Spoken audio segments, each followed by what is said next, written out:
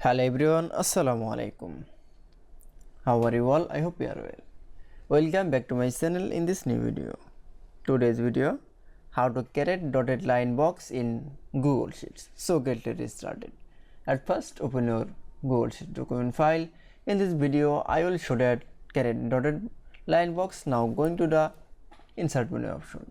Now for click, then click for the drawing option.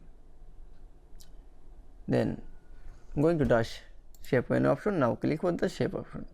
Now click for rectangle shape. Now character shape. Then we can see a shape. Now going to the border dash option. Now click for the dotted option. Now click for the fill color option.